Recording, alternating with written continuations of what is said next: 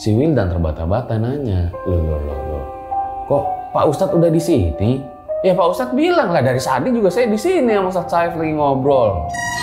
Akhirnya Wildan sama Pak Ustadz yang lagi kebingungan dijelasin lah sama Wildan. Pak Ustadz, dari tadi kami belajar di kelas, diajarin sama Pak Ustadz Rizky.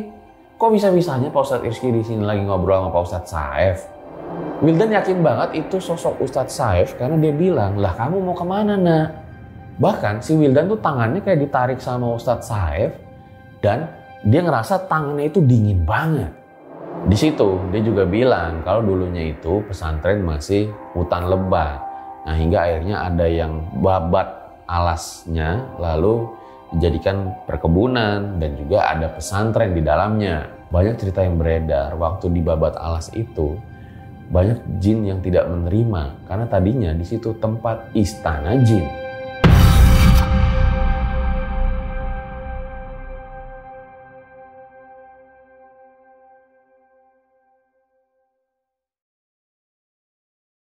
Kembalinya Scary Tale. Jadi banyak banget yang request gua buat cerita sendiri lagi.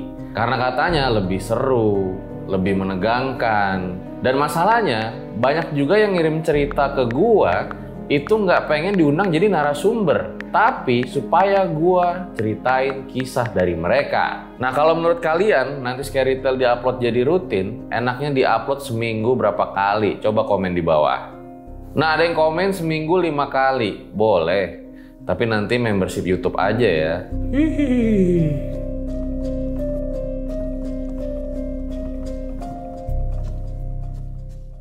Nah kali ini ada sebuah cerita horor. Jadi ada yang ngirim cerita horor dari pesantren. Nah ini kisah horornya banyak banget kejadian-kejadian horor di pesantren ini. Orang pasti umum pada bilang ya, lah kok bisa ada kejadian horor di pesantren? Kan dua hal yang sangat bertolak belakang. Bisa nggak sih terjadi pengalaman horor kalau di pesantren? Gimana menurut kalian? Komen di bawah. Langsung aja kita mulai. Berikut adalah ceritanya.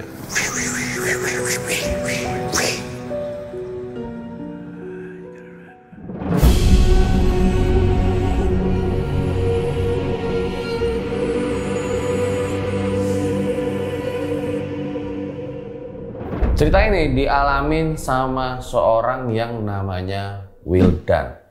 Waktu itu sekitar tahun 2009, Wildan diarahin sama ayahnya untuk melanjutkan sekolah ke pondok pesantren aja. Di situ Wildan bingung ya, loh kenapa harus ke pesantren? Kenapa nggak ke sekolah umum aja? Ya ayahnya bilang, supaya ilmu kamu nanti itu berkah, terus kamu jadi anak yang soleh. Nah, tapi di situ Wildan geleng-geleng kepala. Apakah dia bisa memenuhi tuntutan dari ayahnya? Semoga aja, pikir dia dalam hati. Jalanlah tuh Wildan sama ayahnya ke pondok pesantren yang lokasinya di Bogor. Karena waktu itu sosmed belum kayak sekarang. Jadi informasi-informasi sekolah tuh kayak lewat brosur-brosur.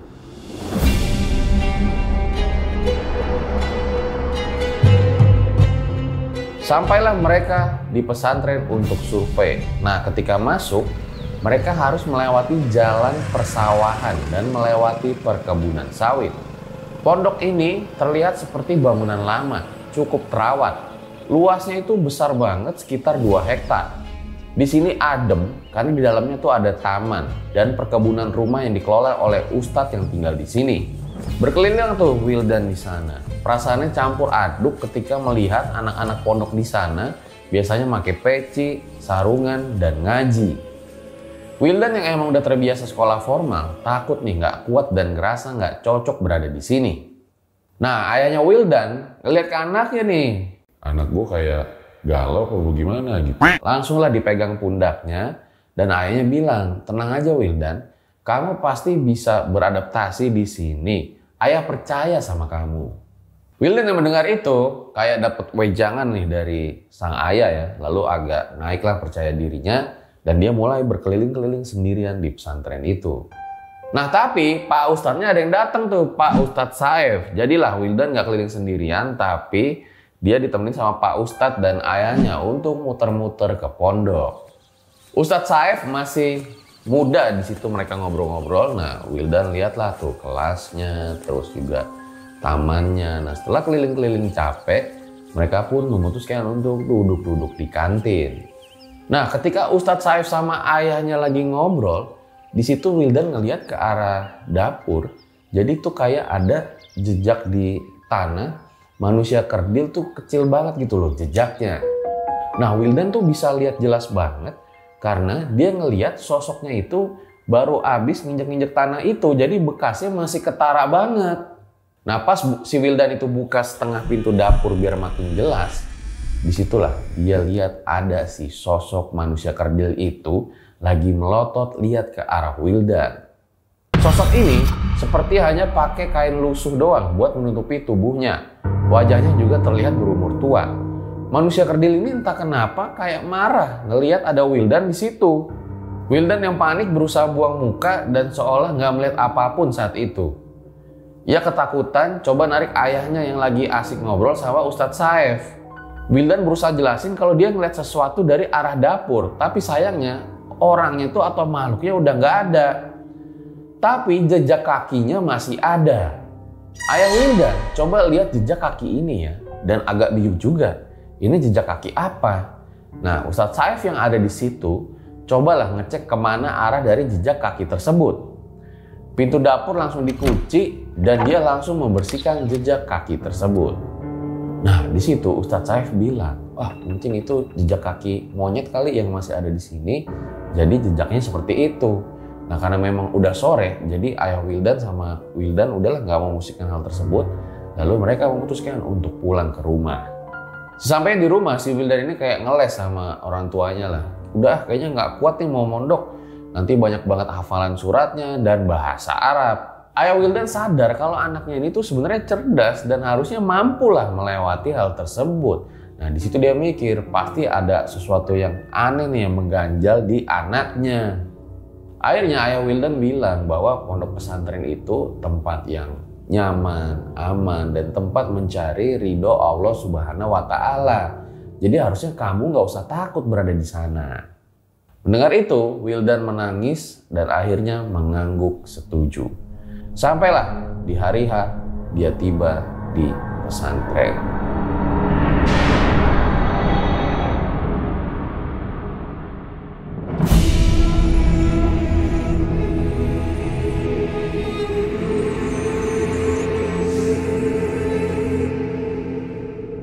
Sampailah hari di mana Wildan mulai masuk pesantren. Nah, dia mengikuti serangkaian acara ya biasalah, penyambutan terhadap santri-santri baru. Dibagi tuh kamarnya. Nah, satu kamar itu terdiri dari 10 sampai 12 orang.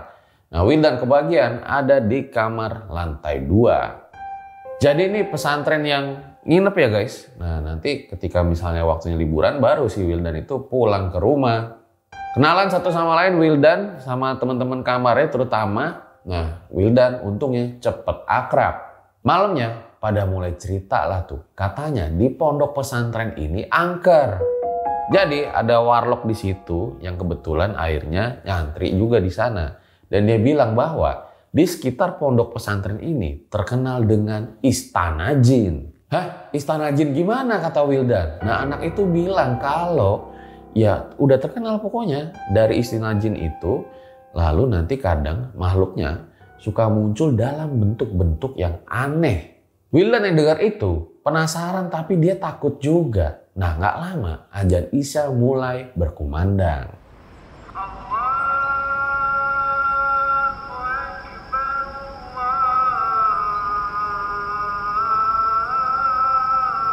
Nah, akhirnya mereka ke masjid dan mulai sholat. Nah, di situ setelah melakukan ibadah, Wildan ini agak kecapean gitu. Maklum, masih hari pertama.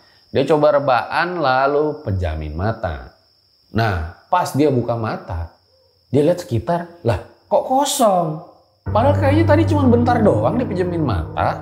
Terus pas dibuka, lah orang-orang pada kemana nih? Wildan cobalah tuh keluar dari masjid.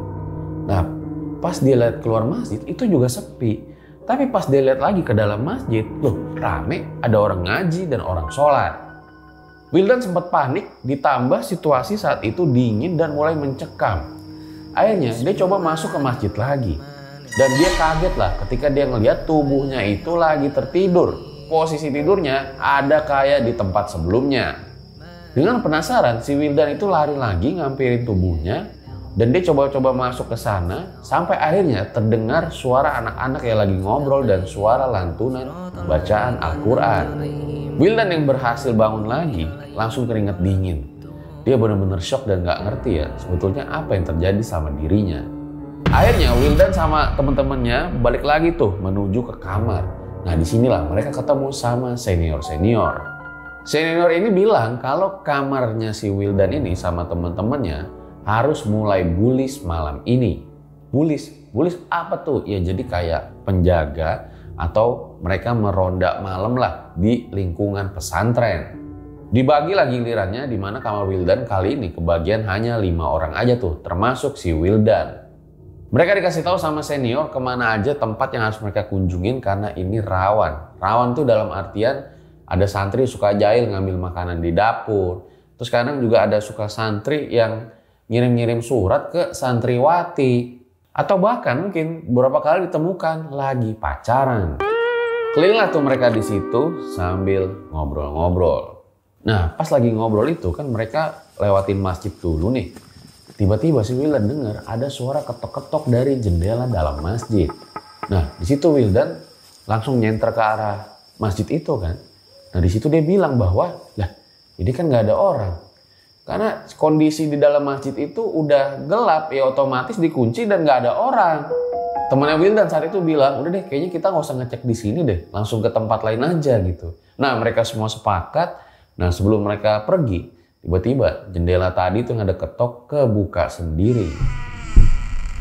Larilah mereka ke arah koperasi dan mereka nggak habis pikir ya itu angin atau apa ya, atau jangan-jangan mereka dikerjain sama seniornya lagi.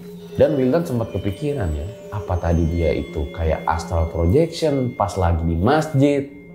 Nah pas mereka udah nenangin diri, istirahat, tiba-tiba ada suara rame-rame dari arah kantin. Wah itu suara rame-rame apaan ya? Jadi suaranya tuh kayak lebih dominan dari suara lonceng, seperti ada yang mainin suara lonceng. Nah jalanlah mereka berlima ke kantin, di situ benar-benar gelap ya, jadi pencahayaan hanya senter doang dan udah sepi, nggak ada siapa-siapa selain mereka berlima. Lonceng yang mereka dengar tadi itu berisik, sekarang udah mulai nggak kedengeran lagi. Dan Wildan itu merinding karena memang ini tempat pertama kali dia melihat makhluk kurcaci itu. Nah pas mereka berkunjung ke sana, tiba-tiba arahnya berubah lagi nih suaranya, kali ini dari arah dapur. Jadi dapur itu kayak ada suara gaduh, kayak ada suara orang lagi ngacak-ngacak makanan. Nah sebagai tim ronda nih, daripada disalahin, mau nggak mau mereka harus ngecek dong. Akhirnya si Asep cobalah beraniin diri masuk, temennya Wildan tuh. Dan dia lihat kondisi dapur ternyata udah berantakan. Mereka nggak pengen juga sih beresin di malam itu, tapi mereka niat akan ngelaporin kejadian ini ke Pak Ustadz besok pagi. Mereka coba masuk semakin dalam, pengen tahu sih sebenarnya ada apaan sih, berantakannya sampai mana. Nah disinilah mereka malah ngeliat kayak ada satu hewan lagi ngunyah wortel. Nah wortel-wortelnya itu digigit jadi berserakan. Karena emang gelap banget ya, ini hewan apaan ya? Si Asep coba nyalain lampu di dapur. Dan terkejutlah mereka, karena itu bukan hewan, melainkan sosok kurcaci yang ada banyak lagi makan wortel dan kayak mainin lonceng di sana. Wildan inget banget bahwa ini salah satu sosok kurcaci yang dia lihat. Sosok kurcacinya tuh kayak manusia namun badannya kerdil, palanya lebih besar daripada badan. Dan badan mereka cuma ditutupi sama kain lusuh. Kurcaci yang lihat itu nggak seneng ya ada orang-orang ini. Dan dia melotot lihat ke Wildan dan teman-temannya. Langsung mereka lari tuh tanpa pikir panjang ke asrama laki-laki. Udah nggak usah ngecek-ngecek lagi nih. Kayaknya ada nggak beres sama pesantren ini. Nah pas mereka sampai, senior-senior pada nanya tuh, loh kenapa kok lari-lari? Ada apa? Mereka menceritakanlah kejadian yang mereka alamin, terutama nih di masjid sama di dapur. Tapi para seniornya itu bukannya prihatin apa gimana? Malah diketawain Wildan sama yang lain. Wildan bingung dong, loh kok ini orang malah ketawa? Dan para senior itu cuma bilang bahwa yaitu berarti tandanya kalian disambutlah menjadi santri baru. Senior itu bilang lagi, kalau mereka udah nunjukin ke kalian, ya kalian itu nggak akan diganggu lah intinya. Nah situ Wildan jengkel lah ya, disambut. Nah kalau pala gue disambit bagaimana? Akhirnya mereka semua tertidur di malam itu dengan perasaan bertanya-tanya, sebetulnya ada apa di pesantren ini?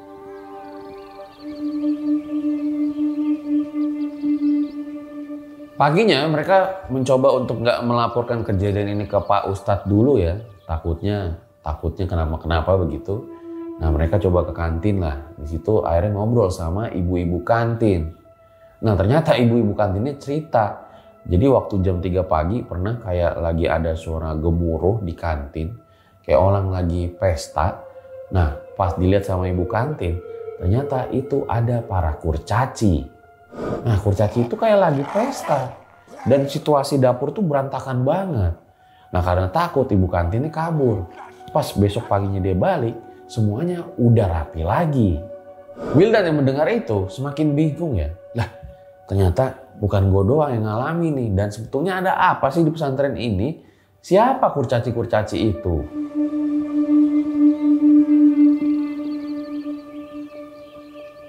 Kejadian di pesantren berlangsung seperti biasa. Wildan belajar, mengaji, sholat, terus juga dia semakin kenal dengan teman-temannya.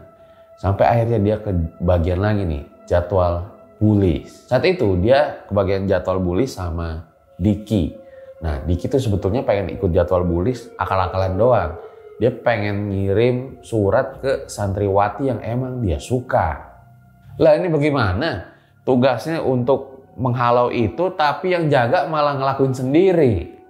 Di malam itu, Diki minta anterin si Wildan nih nanti untuk ke toren belakang lah. Jadi di toren belakang itu kayak ada semacam pintu jebolan menuju ke asrama cewek. Si Wildan suruh nunggulah di deket taman koperasi untuk mantau daerah situ. Sementara nanti si Diki, dia akan pergi nganterin surat ke santriwati itu. Dia sih mikir, kalau dititipin ke Wildan kayaknya gue nggak gentle lah. Lah, masih zaman surat-suratan. Nah akhirnya Wildan nunggu, Diki jalan lah tuh. Baru juga bentar, tiba-tiba Diki muncul lagi di hadapan Wildan. Ditanya dong Diki, lah udah bang, gimana? Berhasil apa enggak? Tapi si Diki mukanya pucat bener dan diem doang. Akhirnya Wildan nanya lah, mungkin nggak berhasil kali ini orang ya. Yaudah kita kemana lagi bang? Si Diki cuma bilang, ayo balik. Baliklah mereka berdua jalan. Nah di situ si Wildan bingung ya.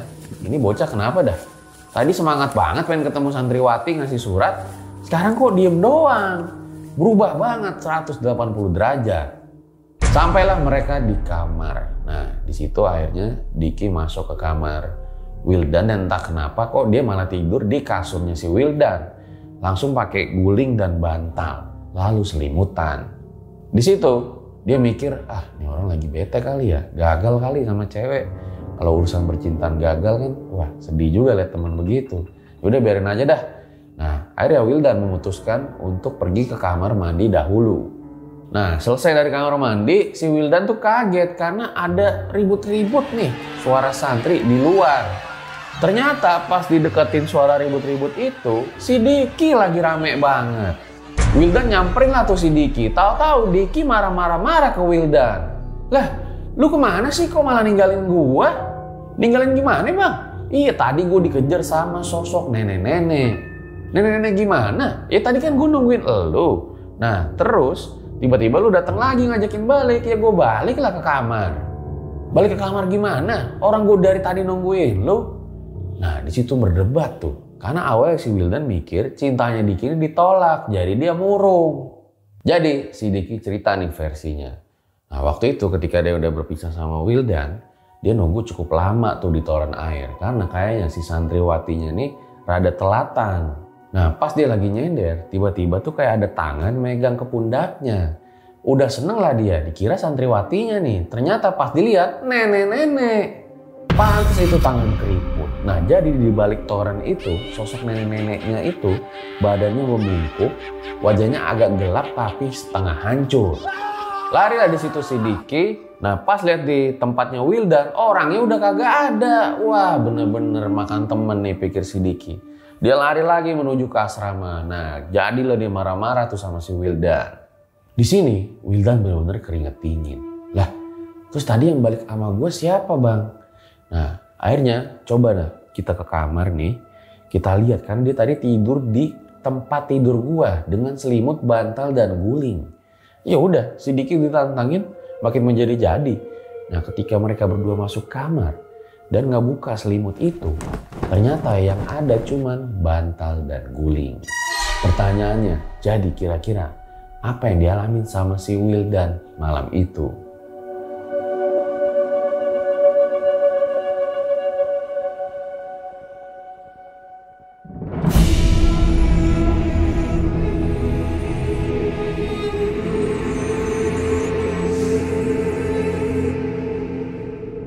Nah setelah kejadian itu, cerita tentang sosok nenek-nenek itu jadi topik hangat lah. Viral tuh di pesantren. Dan akhirnya mulai beredar tuh cerita kiri, cerita kanan kalau banyak sosok terutama yang menyerupai di pesantren. Jadi misalnya nih, si santri A lagi ketemu sama santri B. Nah tahu-tahu pas dia ke kamar, si santri B-nya itu ada di kamar. Lah di situ Wildan mikir, ini pesantren apa tempat latihan ninja kajubutsin? Jadi semakin viral lah tuh kisah-kisah jin yang ada di pesantren tersebut. Sampai akhirnya si Wildan ngalamin lagi nih kejadian horor di malam itu.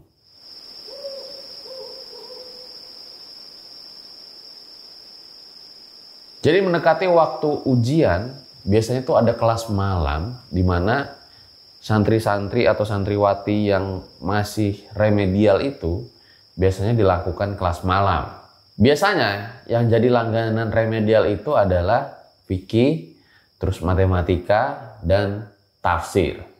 Malam itu Ustadz Rizky ya memberikan materi tentang aljabar kepada Wildan dan teman-temannya. Jadi ada kelas malam khusus lah. Tapi memang selama mengajar, sikapnya itu menurut Wildan agak lebih dingin, gak kayak biasanya. Mungkin anak-anak mikir kayak lagi sakit atau gimana gitu Pak Ustadznya.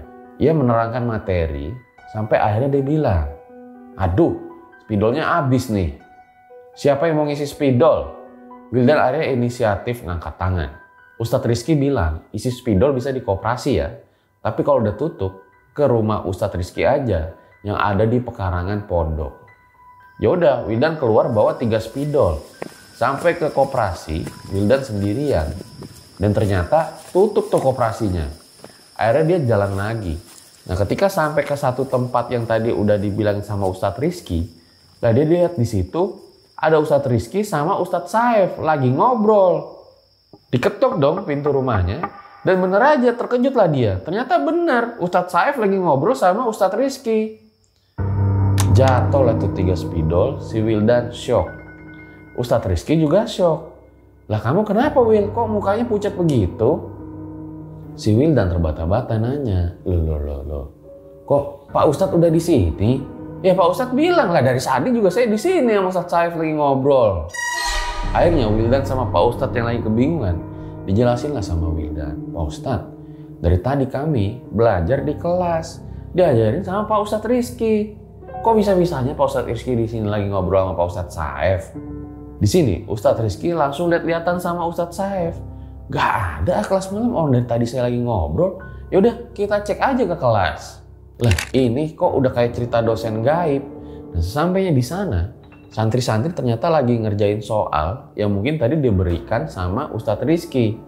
Ustadz Saif lalu nanya, loh ini kelas malam siapa yang ngajar? Semua kompak langsung nunjuk ke Ustadz Rizky. Terus ditanya lagi sama Ustadz Saif. Nah sebelum Ustadz Rizky kesini, Ustadz Rizkynya kemana? Loh tadi Ustadz Rizky izin ke kamar mandi. Nah tapi kok udah cepet banget. Tahu-tahu balik sama Ustadz Saif aja sama Wildan. Di sini Ustadz Rizky akhirnya menjelaskan kalau kelas lanjutan malam ini harusnya dibatalkan. Dan gak ada karena Ustadz Rizky lagi ada urusan untuk kegiatan ke depannya. Para santri yang mendengar itu langsung merinding lah. Termasuk si Wildan. Loh jadi dari tadi yang ngajak kita itu siapa? Yaudahlah, akhirnya semua pada dibubarin dan langsung balik ke kamar masing-masing. Kejadian sosok menyerupai Ustadz Rizky itu akhirnya viral juga lah di kalangan pesantren. Apakah ini yang membuat inspirasi film Dosen Gaib? Nggak tahu juga gua. Karena kejadian itu, akhirnya pondok memutuskan untuk mengurangi kegiatan-kegiatan yang terjadi di malam hari nih. Karena memang kok kayaknya orang-orang malah pada takut sama hantu. Harusnya kan nggak boleh takut sama hantu. Takutnya cuma sama Allah Subhanahu wa Ta'ala. Beberapa hari kemudian, ya seperti biasa ya, Wildan mengaji, belajar, beribadah, ya semakin memperdalamlah ilmu-ilmu tentang agama. Ada satu hal yang mungkin dipelajari sama Wildan, yaitu tentang ilmu memberi atau sedekah. Semakin banyak kita memberi, akan semakin banyak kita dapat.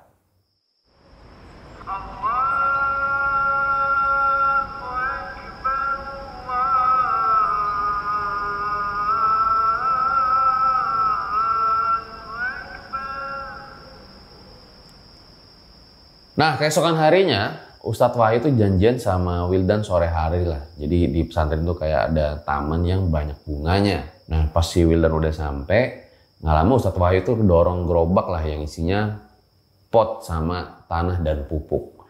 Lalu si Wildan dapat tugas untuk pot-pot yang kosong tadi diisi sama tanah dan pupuk. Nah, ketika udah diisi ternyata pupuknya habis.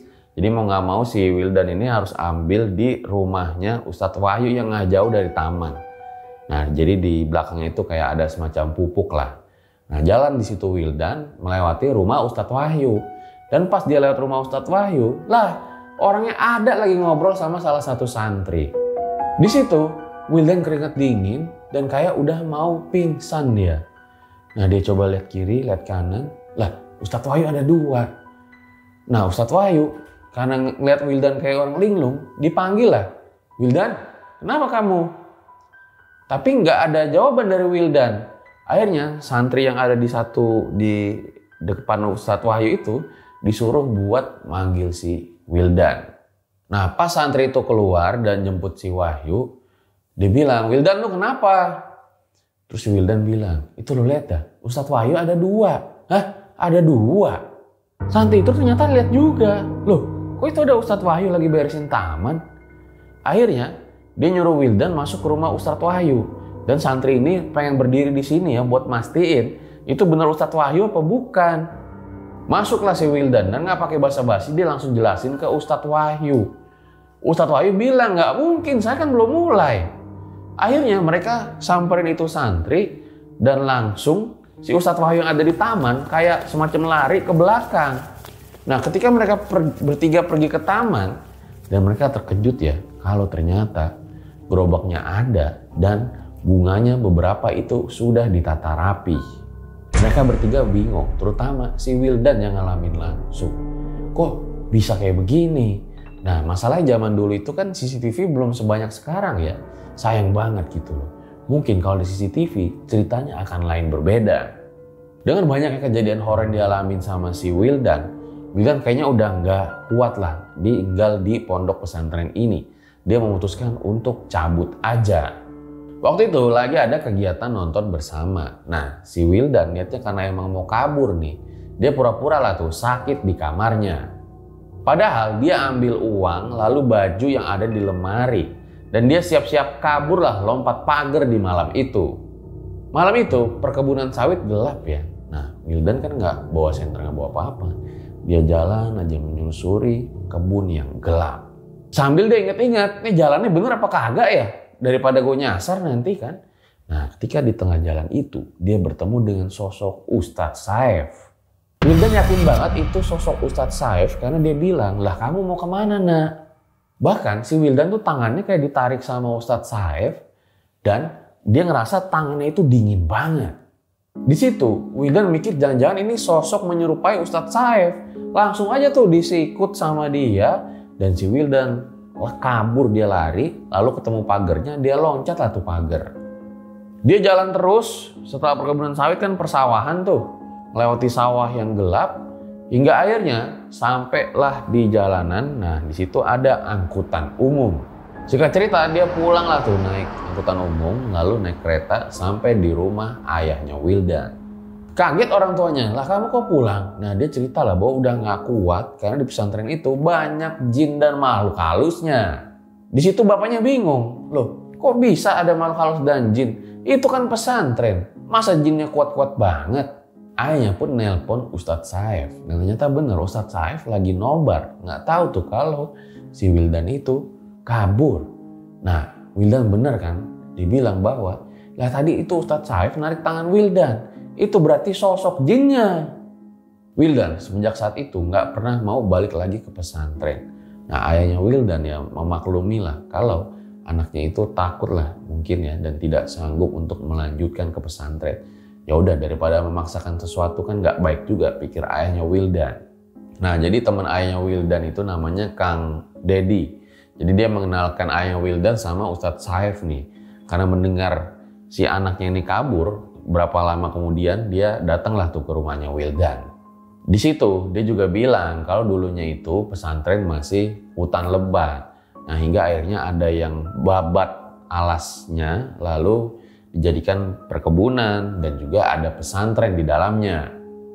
Nah banyak cerita yang beredar waktu di babat alas itu. Banyak jin yang tidak menerima karena tadinya di situ tempat istana jin. Dalam proses pembangunan, jadi banyak kuli-kuli itu yang ditampakkan sosok menyerupai juga dan kadang mandornya itu suruh melakukan kuli-kuli itu tindakan yang ekstrim. Nah, akhirnya si Wildan pun bilang ke ayahnya bahwa apa yang dialami jangan-jangan mirip nih dari dulu, terutama sosok-sosok menyerupai itu. Dan yang dia nggak habis pikir adalah kok bisa ya ada istana jin?